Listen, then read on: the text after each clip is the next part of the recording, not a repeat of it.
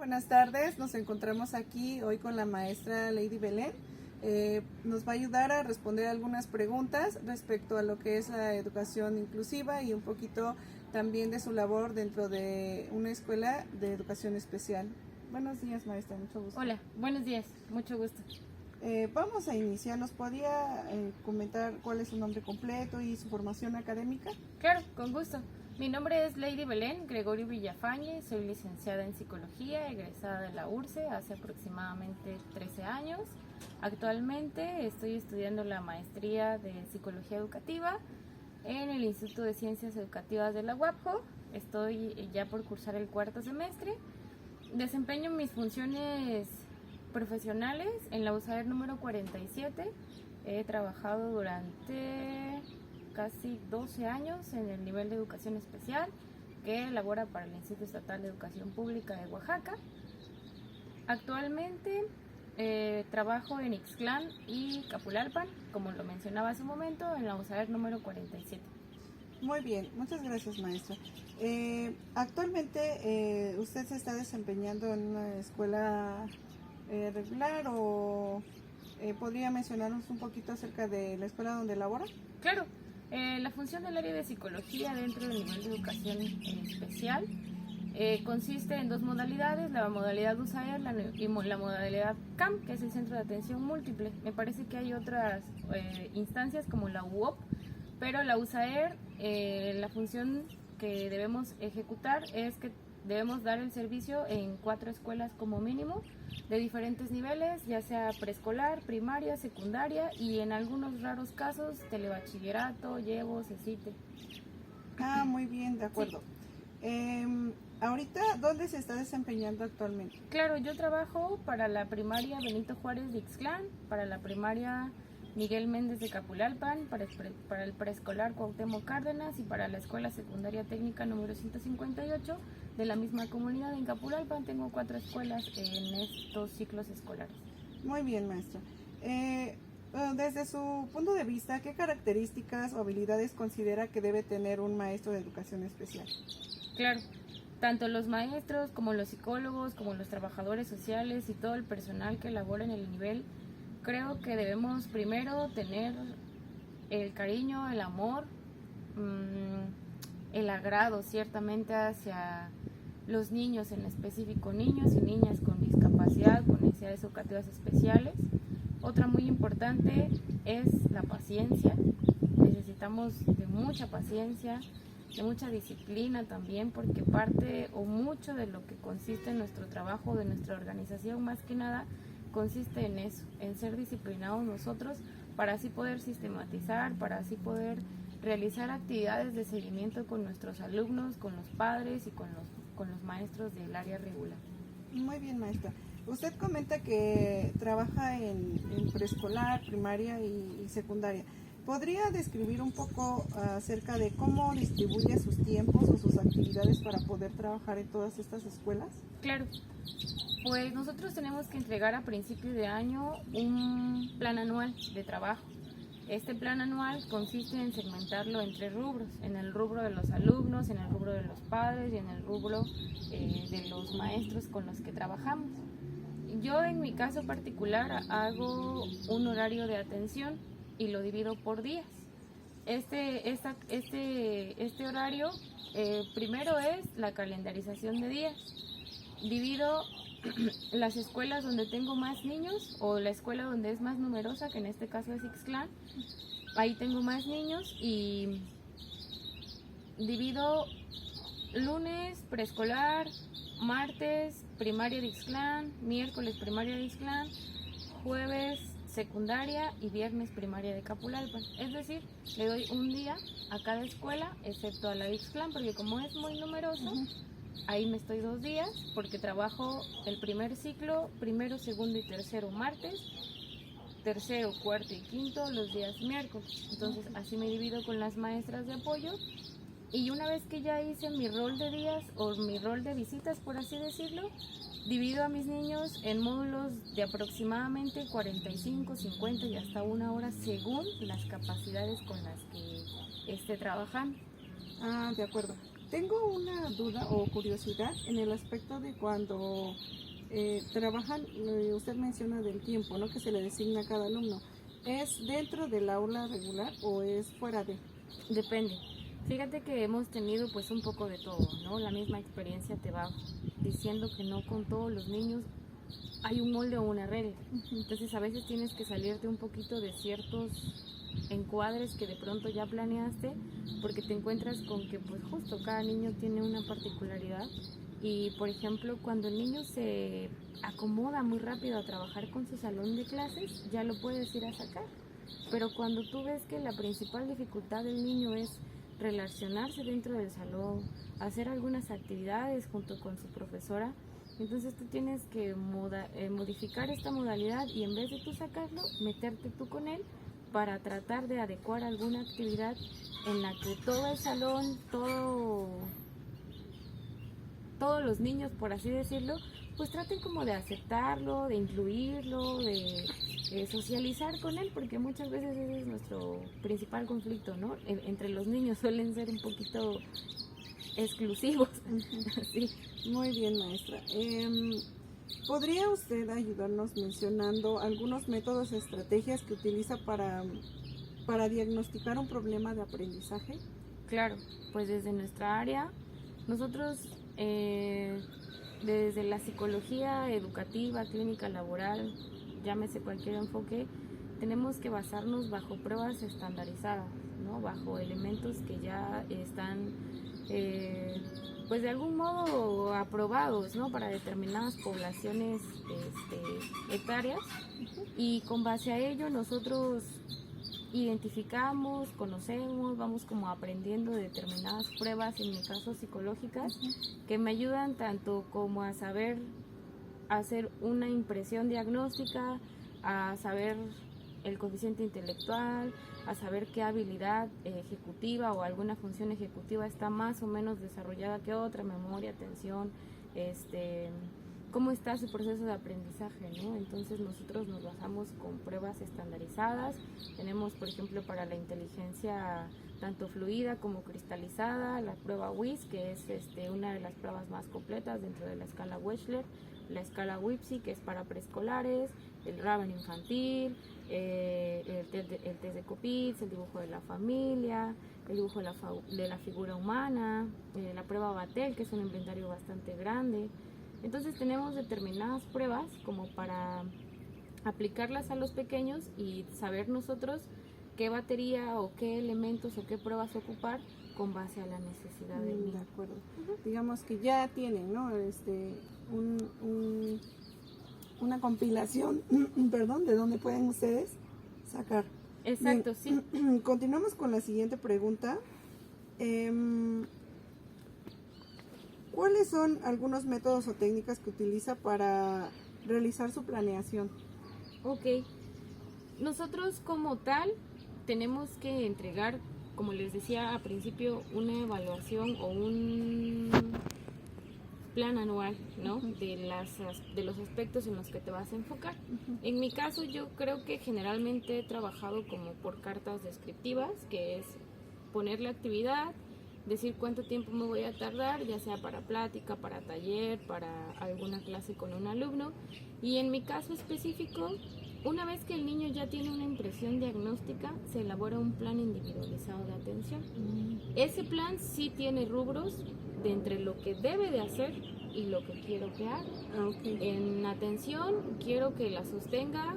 Si la sostiene 2, voy a ver la forma, voy a buscar el recurso para que en vez de 2 sean 5 minutos, ¿no? Porque con nuestros niños no trabajamos sobre las medidas estándares, sino vamos siempre un poquito de formas diferentes, de acuerdo al estilo, de acuerdo al ritmo de aprendizaje que tengan nuestros alumnitos.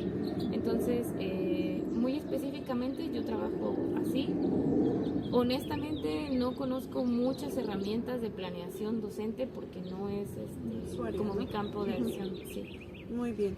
Y dentro de las actividades que realiza, ¿qué recursos didácticos utiliza en su clase, en los 40 minutos que designa para los alumnos? Claro, cuando mis niños son nuevos en el área, pues generalmente muy conscientes siempre de que están en un lugar donde no es su salón, con alguien que no los conoce, y cuando son nuevos, nosotros en el área, bueno, en general creo que los psicólogos debemos establecer lo que conocemos el rapport, y para eso pues debemos crear un clima de confianza en el niño, con juguetes, con pues determinados elementos, ¿no? Identificados como, no sé, cuentos, títeres, incluso osos, ¿no? Muñecas, el juego como tal, el juego libre.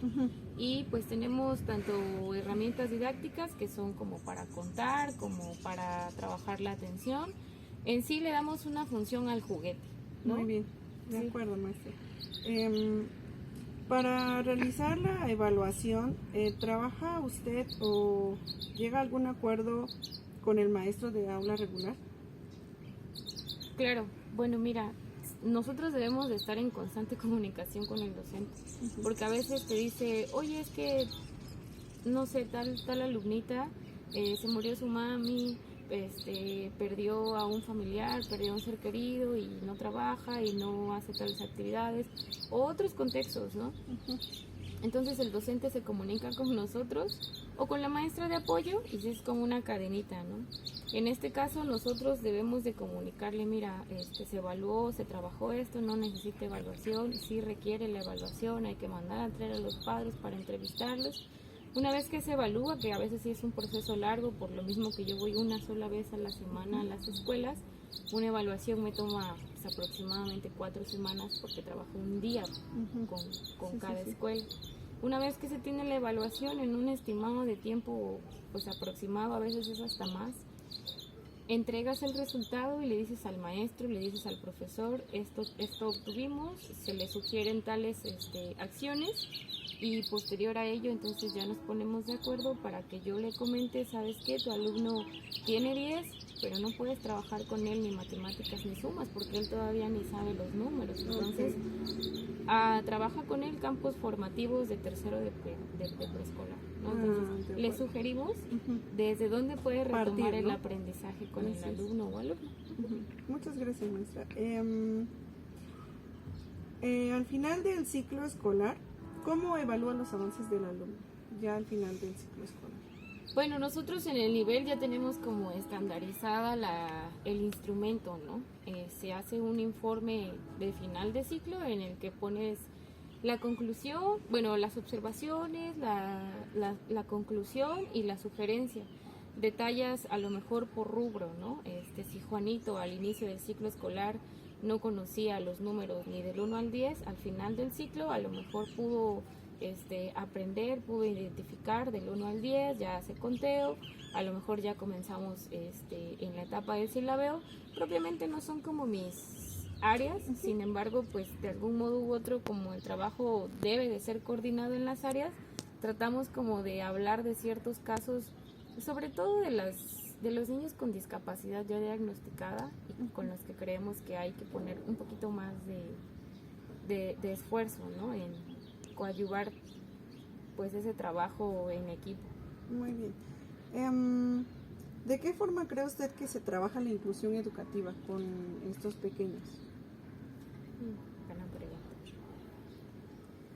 Pues mucho se ha hablado al respecto entre que si es inclusión y se me acaba de ir el otro término, no recuerdo cuál es, pero básicamente algunos términos suelen ser iguales, pero lo que los hace o los que los connota de una manera diferente es el ambiente o el enfoque en donde estés. Por ejemplo, nosotros aquí en el estado de Oaxaca estamos como en una resistencia política, administrativa, y a veces esas terminologías solo son eso, ¿no? Términos. Entonces yo creo que la inclusión educativa tiene que ver o es el hecho de que el alumno sea inscrito desde la escuela regular, ¿no? Que no se le prohíba la inscripción, que pueda estar dentro del aula, y de ahí el docente tiene mucho que ver en la inclusión, porque si el docente busca una actividad, aunque no sea de matemáticas, que sea de, no sé, conocimiento del medio, por ejemplo, no sé bien cómo se llama la materia exactamente, pero que busque algo en lo que el niño sí sea capaz de poder dar una respuesta y de que sí sea capaz para poder involucrarse con sus compañeritos. No sé, si pone sumas y él ni conoce los números, Así es. va a ser un alumno que no va a poder trabajar ni participar en la clase. Sí, sí. Entonces creo que esa es la inclusión, el hecho de que tanto los maestros, los padres, los maestros de educación especial intentemos hacer el esfuerzo de que el alumno participe dentro de todas las actividades bailables, actividades recreativas, que esté involucrado el alumno en todo lo que se pueda dentro de la escuela. De acuerdo. ¿Qué importancia considera usted que tiene involucrar a los padres de familia en esta labor que usted realiza? Pues es vital, ¿no? O sea, yo creo que es, aparte de vital, una responsabilidad que el padre debe de ejercer conscientemente, porque a veces es muy fácil, yo lo he visto, todos los papás que afortunadamente sus hijos, sus hijas nacen con todas sus capacidades, sus habilidades al 100, no notan que cuando los padres tuvieron o tienen algún niño o niña con discapacidad, ese esfuerzo se maximiza. Muchos padres son muy, muy comprometidos en el diagnóstico, a veces hasta conocen más de la etiología, a veces conocen más del propio diagnóstico que nosotros, ¿no? Porque fueron a tocar ya miles de puertas y ya saben y se empaparon muchísimo de las dificultades con las que cuentan sus niños. Por otro lado, hay papás que de pronto piensan que la discapacidad, que el hecho de que no haya aprendido a leer, aunque esté en cuarto de primaria, es algo normal y que a lo mejor en sexto lo logran, ¿no? Hay papás que les cuesta un poco de trabajo hacer consciente que, ¿no? Exacto, que el niño o que la niña pues tiene una dificultad y que hay que trabajar con ella. Entonces, esa responsabilidad de pronto como que la polarizan o la disfrazan en sobreprotección de no, mira, yo te ayudo, yo lo hago, yo te hago la tarea, yo la entrego, y en otros casos como de no te preocupes, ¿no? Como de ser un poco descuidados en algunos aspectos. Muy bien, maestra. Ya para ir finalizando, ¿cuál ha sido su mayor reto o logro o dificultad a la que se ha enfrentado? Pues afortunadamente creo que ha habido muchas cosas difíciles dentro de mi desempeño docente, porque yo me formé como psicólogo general. Claro, escogí la rama educativa, sin embargo, cuando egresas no conoces pruebas específicas para determinadas discapacidades. Entonces yo sabía aplicar las que me enseñaron en la universidad y de pronto me dicen es que aquí pues a lo mejor no vas a poder aplicar esto porque el niño no... Por ejemplo, las pruebas de autismo, ¿no? Todas las escalas que he llegado a conocer en estos pocos años, al principio yo no las sabía. Entonces yo decía, pues si no las conozco, ¿cómo voy a hacer para diagnosticar o para poder entregar un reporte o pues para poder hacer que el niño o la niña tenga pues ese aprendizaje, ¿no? Entonces creo que en ese aspecto ese fue mi primer reto, el profesionalizarme de acuerdo a las necesidades que en ese momento eran importantes para desarrollar mi labor docente. Y ya trabajando, pues cuando empecé a ver las discapacidades, empecé a ver cómo eran los niños con autismo, los niños con discapacidad intelectual.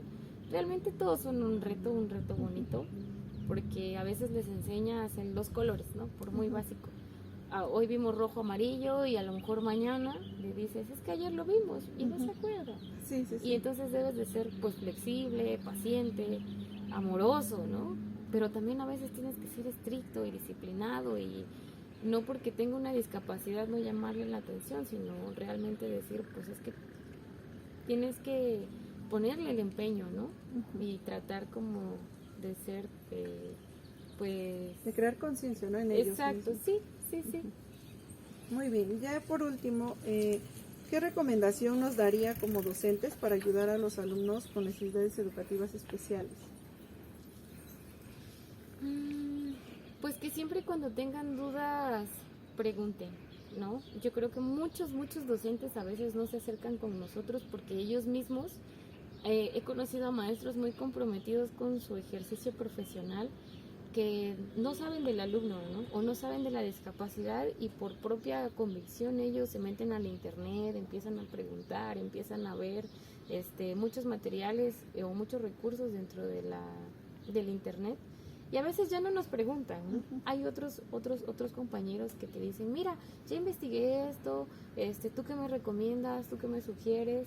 Y a veces es ese trabajo en equipo, ¿no? Que hacemos, pero en general la recomendación es que cuando haya alguna dificultad, alguna pregunta, pues justo, ¿no? Como alguna duda, puedan ellos tener pues la confianza, ¿no? En otros casos, pues a veces es qué pena, ¿qué va a decir la psicóloga o el maestro que no sé qué hacer, Sí, ¿no?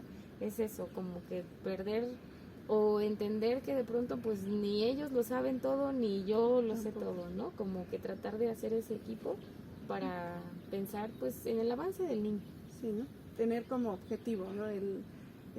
La forma de cómo ayudar a los pequeños. Sí. Muy bien. Pues muchas gracias, maestra. Le agradezco su tiempo y el habernos permitido darnos esta entrevista. Esperemos poder seguir platicando en otro momento para ya estar pidiendo algunas estrategias o algo Claro. que podamos, nos podamos ayudar. Muchas Claro. gracias. Con gusto. Hasta luego. Hasta luego.